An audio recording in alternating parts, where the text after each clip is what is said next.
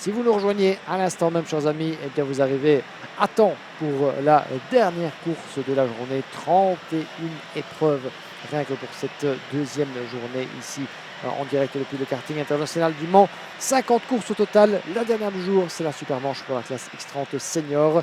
Et nous sommes partis donc avec les candidats de la grille de départ. Aaron Ferrazzano et Clovis Nouguereid se partagent la première ligne de la grille de départ. Loris Hatch, Ruben Moya sur la deuxième.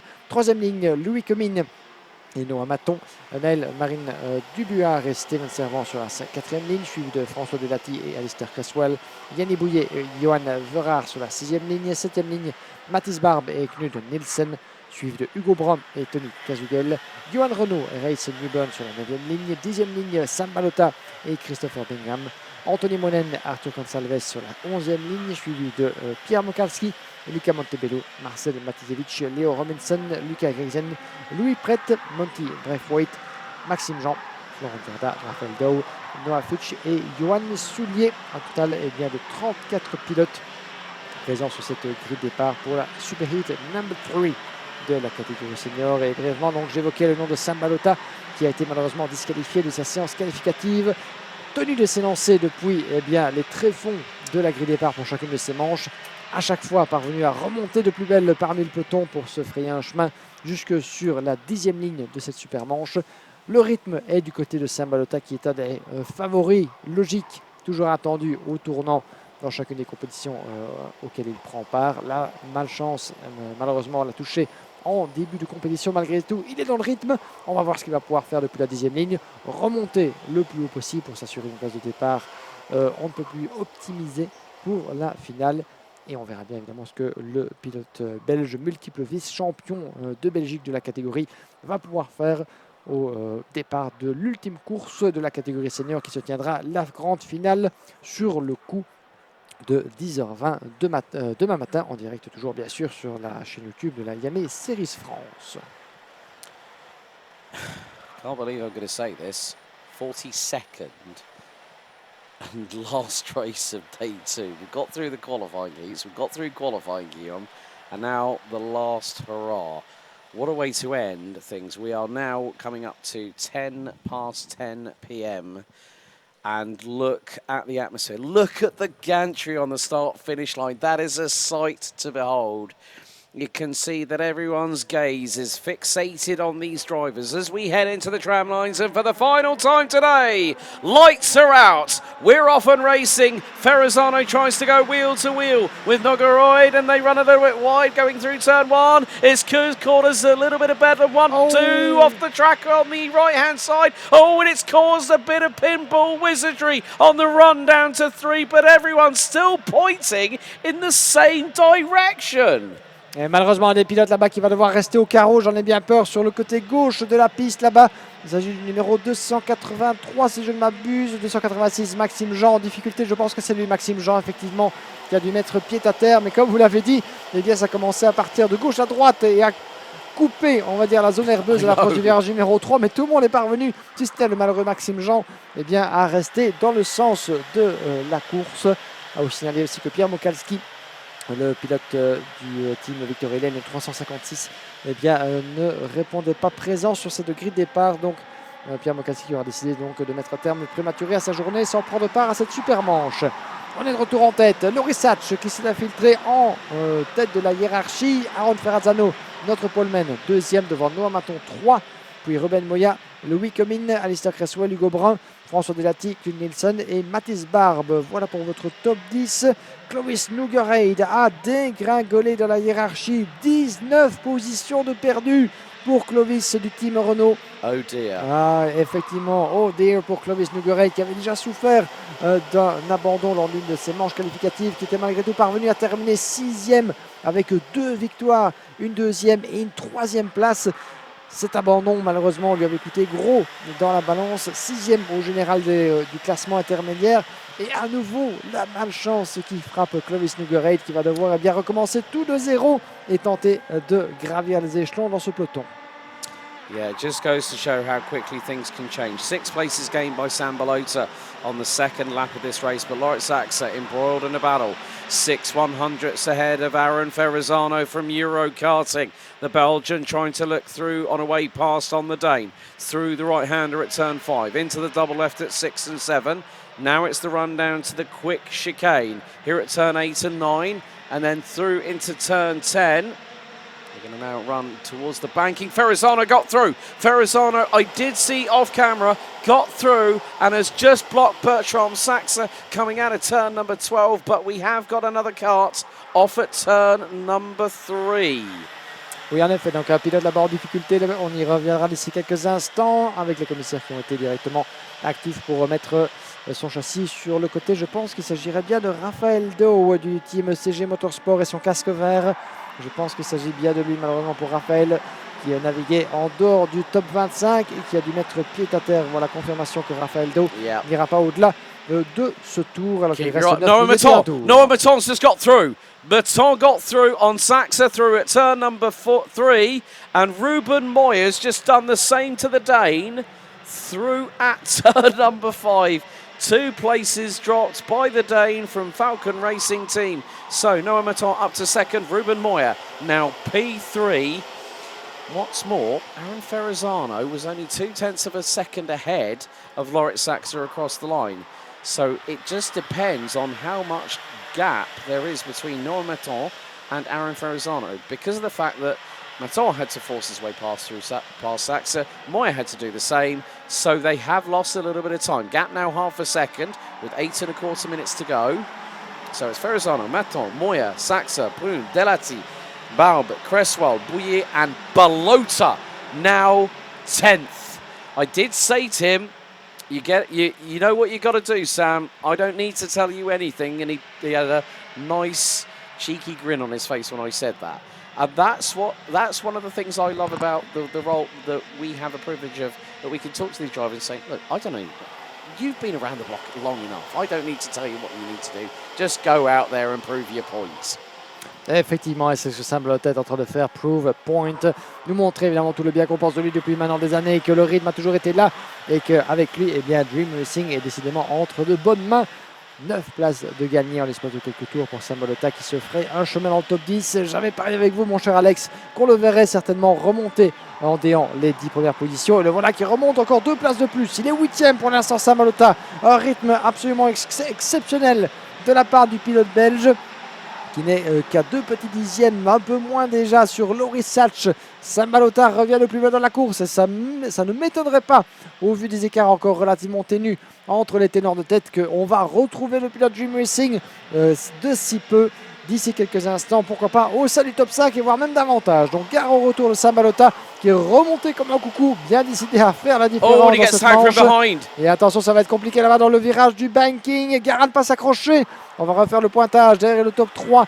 2 trios de tête. Loris Satch qui tente de passer. C'est Sam Balota qui s'infiltre là-bas et qui est pris de court dans un groupe de 5 voire 6 pilotes là-bas dans la même image. Dans la chicane, gare à l'accrochage. Et t'as des pilotes du team Renault Racing, c'était Johan Renault là-bas qui remonte également 4 positions pour aller frapper aux portes du top 10. On va refaire le pointage, il vient de repasser devant nous, une demi-seconde entre Ferrazzano et Noah Maton, c'est pour la tête de la course que ça se bat. Ruben Moya 3e derrière, puis nous avons Hugo Brun en 4e place, Mathis Barre, François Delati, Yann Bouillet, Sam Balota 8e toujours avec la pression de Knut Nielsen en 9e place. On va devoir suivre ça de très très près également. La remontée de Balota, le duel pour la victoire alors que ça passe à la corde. Le casque vert juste derrière, c'est François Delati du team CG Racing qui a pris l'avantage sur Mathis Barbe, si je ne m'abuse, pour le gain de la 5e place. Des remontées à tout va. 11 places de gagné pour Hugo Brun, 8 de gagné pour Mathis Barbe, 11 positions de mieux pour Sam Balota. Est-ce que certains des pilotes ici de la catégorie ont décidé de chausser peut-être les nouveaux pneus pour justifier, pour maximiser leurs chances et s'assurer une meilleure position de départ de la finale? C'est une possibilité. Est-ce le cas pour Sam Balota? Il a été très rapide tout au long de la journée sur le même train. On a vu certains pilotes lors de leur dernière manche qualif, notamment Morgan Moore qui me vient à l'esprit, passer un nouveau train de pneus pour pouvoir faire la différence concernant Morgan Moore, eh bien, ça n'a pas porté ses fruits puisqu'il est tombé dans les tréfonds du classement lors de sa super manche. Donc malheureusement, j'espère qu'on le verra encore en finale demain, mais ça semble très très compromis pour le sympathique pilote britannique. Est-ce le cas pour certains des pilotes ici qui ont choisi le tout pour le tout dans cette avant-dernière course? Aussi avec le risque que, utilisant leur pneu neuf pour cette épreuve, ils seront en moins bon état pour aborder évidemment la grande finale de demain. Surtout des suppositions évidemment, mais au vu du rythme des uns des autres, sachant que les conditions ne sont pas les mêmes aussi, il fait beaucoup plus froid. Ça a aussi son influence un peu moindre sur l'usure des pneumatiques à ce niveau-là, ce qui les préserve en quelque sorte, mais même si l'usure a été on ne peut plus prononcée quand même depuis l'entame du week-end, il est grand temps aussi pour les pneumatiques Comet de voir le bout de cette journée et de les remplacer par un train de pneus on ne peut plus frais pour aborder la finale.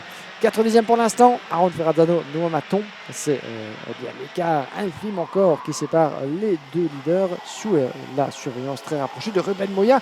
Ruben Moya aurait bien sa chance dans cette super manche de pourquoi pas les surprendre tous les deux, les voilà au jeu de l'aspiration. Est-ce que le pilote espagnol pourrait faire la différence et retourner cette super manche sur sa tête?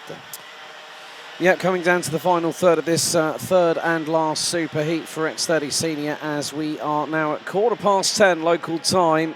And Aaron Ferrazzano leading Noaton and Ruben Moya, the trio covered by just under 6/10 of a second. They are line astern out of the run through turn 2, and you can see the body lean on Aaron Ferrazzano going to the right hand side to get better traction through the 90 right at 3, through 4, now 5, into the double left at 6 and 7. It's nothing really to, you could cover these three with the A4 sheet of paper and still have enough room to spare at the moment. But you look at who are behind. You've got François Delati in 5th, Mathis Bal for Castellet Kart Racing, having a really good run here. Sam Balota now 8th, up 11 spots, and is the fastest out there. 53.446 for the 290 for Dream Racing. He is on the cusp of getting up into the top 7. That will be 12 places gained. Let's see. Let's see, indeed. No. No is the answer to my question right there. So, yeah, it just goes to show that Sam has tried as much as he can to move forward. He said to me earlier on, and I had a discussion with you about this at dinner, and Sam went, I've been practicing all my overtaking. And you know what? I think he probably did the best part of over 5 races, close to 60 overtakes.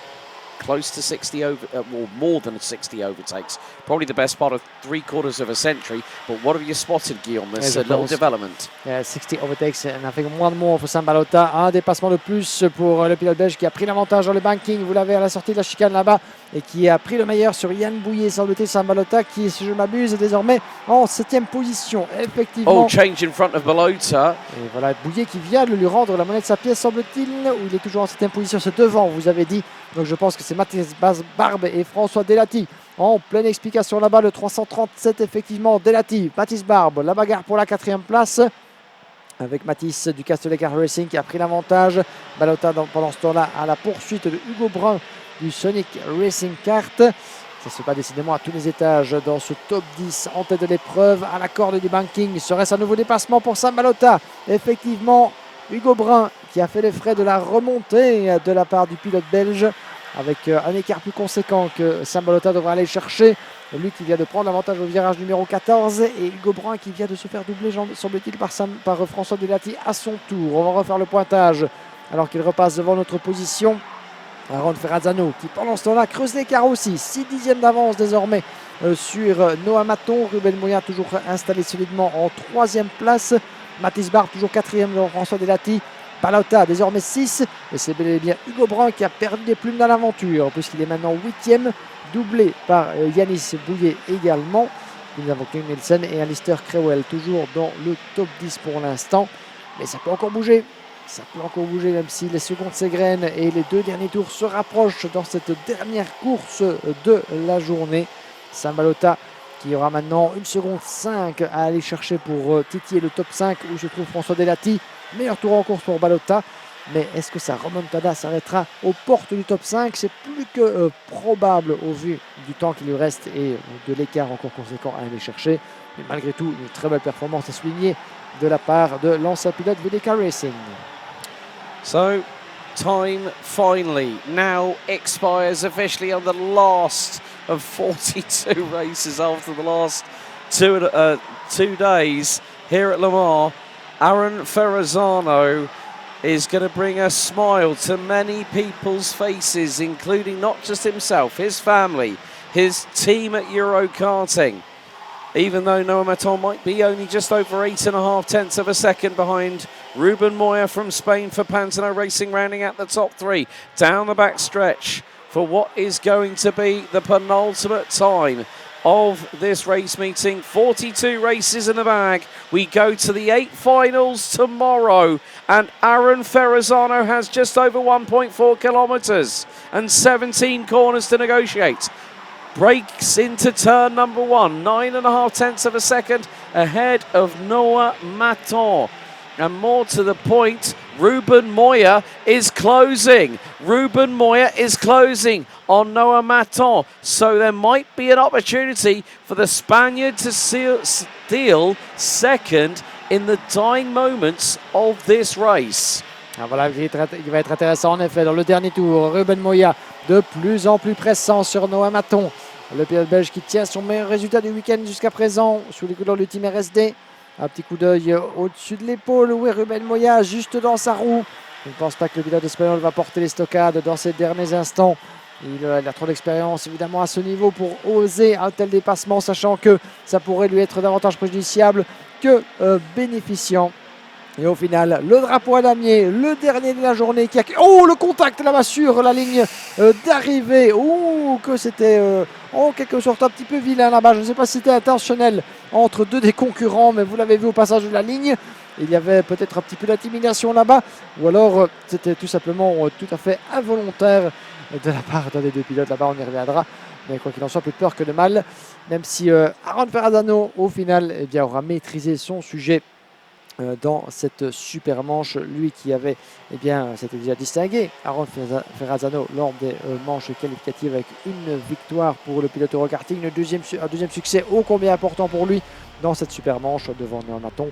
Ruben Moya pour 3 petits dixièmes, 4e place pour Mathis Barbe devant François Delati. Sam Balota, le héros de cette super manche, à n'en pas douter, 13 positions de gagné jusque en 6e place. Il n'y aura manqué que, en quelque sorte, 1 seconde 7, même si plus que conséquent comme écart. Il a sans doute légèrement levé le pied en fin d'épreuve pour se contenter de ce résultat. Devant Yanis Bouillet, Hugo Brown, Knut Nielsen et Alistair Cresswell en 10e position, suivi de Johan Renault, Christopher Bingham, tous deux remontés de 6 et 8 places dans la hiérarchie. Loïc Hemin, 13e, après avoir perdu gros, 8 positions de perdu. Loris Hatch, 11 places de perdu, et également qu'il a dégringolé en 14e position, suivi de Arthur Gonçalves, Steven Servant, Clovis Nouguereil, le pilote français qui n'aura pas vu le jour dans cette super manche, 15 positions de perdu après une entame de course complètement loupée, alors qu'il s'est lancé depuis la première ligne de la grille. Tony Kazugel le suit au 18e rang, suivi de Johan Verhaar, Rez Newburn, Louis Prette, Florent Tirda, Anthony Monen, Leo Robinson, Luca Geisen, Monty Braithwaite, Marcel Matizewicz, Naël Marin-Dubuat, Noah Fuchs, Johan Soulier. Pour être complet, 30 pilotes à l'arrivée. Et puis nous avons donc les abordants, vous signalez, de Luca Montebello, Raphaël Dow et Maxime Jean et Pierre Mokalski qui avaient décidé donc de ne pas prendre part à cette dernière manche de la journée. Mon cher Alex, je pense que le moment est venu de tout doucement bien dire arrivederci and see you tomorrow in whatever language we decide to the many viewers that have been with us today. Well, I'll start with German. Dann sehen wir uns morgen, meine sehr geehrten Damen und Herren. Und vielen lieben Dank für die Unterstützung bei dem Livestream. Und jetzt vielleicht, wir sehen uns morgen bis um 5:10 für die finale Tag hier in Le Mans in Frankreich. Was für ein ganz spannendes Wochenende jetzt soweit. Und ja, das freue ich mich sehr riesig gerne auf die Finale morgen früh. Yeah, we'll pretend to have understood every single word. Okay, of what you just said. I'll take the English. So basically, thank you so much for everyone that's joined us on the EM Series France channel. I think what we also need